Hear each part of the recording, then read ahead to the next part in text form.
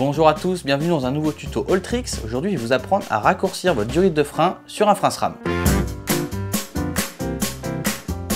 Pour cette opération, il va vous falloir une Torx 25, une clé plate de 8, un coupe-durite, un chiffon et je vous recommande d'utiliser des gants de protection. Il vous faudra également le kit de raccordement de votre frein qui est présent dans la boîte. Vous venez d'acheter un nouveau frein SRAM et la durite est trop longue ou alors vous avez besoin de la faire passer à l'intérieur de votre cadre, il va falloir recouper la durite. Ne vous en faites pas, je vais vous apprendre à le faire et c'est super simple. Pour couper votre durite, il va déjà falloir que votre étrier soit installé sur votre vélo pour pouvoir prévoir à l'avance à quelle longueur vous allez couper la durite. Si c'est en passage externe, fixez la durite normalement. Si c'est en passage interne, faites-la passer le long du cadre pour avoir une idée de la longueur qu'il va vous falloir. Une fois que c'est fait, vous avez votre mètre-cylindre dans la main, enlevez le petit cache de protection. Je vous conseille de ne pas enlever le cache de la durite et de le mettre bien loin sur votre frein pour être sûr de ne pas l'oublier au remontage. Vous allez voir pourquoi. Puis en tenant votre mètre-cylindre vers le haut, il va falloir venir dévisser la vis qui maintient la durite. Attention de bien garder votre mètre-cylindre vers le haut afin qu'il ne se vide pas. Et si vous le gardez bien vers le haut, normalement vous n'aurez pas besoin de refaire une purge après, ce qui va vous faire gagner beaucoup de temps. Une fois que la vis est dévissée, on va la mettre avec le cache. On retire délicatement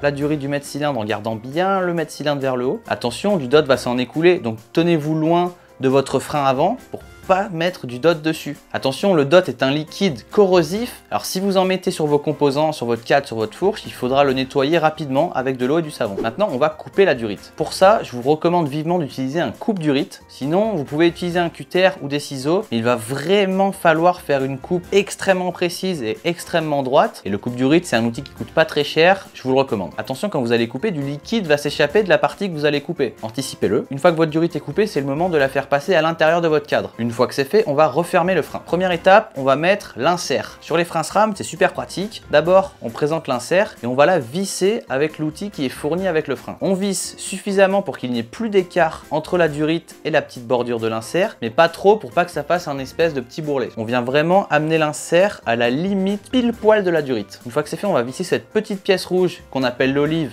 sur l'insert. Attention de ne pas la mettre à l'envers, le filetage est à l'extérieur de l'olive. On traverse d'abord l'olive et ensuite on visse. Attention, le filetage est inversé. On serre au contact, à la main, pas besoin de serrer trop fort, mais il faut quand même qu'elle soit verrouillée. On récupère notre mètre-cylindre qu'on a maintenu vers le haut tout le long sans aucun problème. On remet la durite délicatement au fond du mètre-cylindre. Assurez-vous, avant de remettre votre vis, que le cache en plastique est toujours sur la durite, parce qu'une fois qu'on aura remis la vis, vous ne pourrez plus l'enlever. Il faudra tout recommencer. On remet la vis, on la serre. Il ne faut pas la serrer super fort, mais il faut la serrer quand même suffisamment fort pour sentir un petit peu l'olive qui s'écrase, qui va se sertir dans le mètre-cylindre, mais il faut pas trop forcer quand même. Une fois que c'est fait, on va mettre un petit peu d'eau et de savon et on va bien nettoyer tout l'extérieur de la vis bien propre. On remet le cache. Une fois que c'est fait, replacez votre mètre-cylindre sur votre guidon, faites le réglage qui vous convient. Il va falloir mettre en pression le frein. Pour ça, on va appuyer plusieurs fois sur le levier jusqu'à sentir un toucher franc. Une fois que c'est fait, on maintient appuyé sur le levier tout en gardant le levier appuyé sous pression. On resserre les vis. Cette action va permettre de centrer l'étrier par rapport au disque et d'éviter qu'il ne frotte. Maintenant que vous avez un frein neuf et des plaquettes neuves, il va falloir faire un rodage du frein. Pour ça, c'est très facile. L'objectif va être de faire des longs freinages sans trop chauffer, sans trop appuyer fort.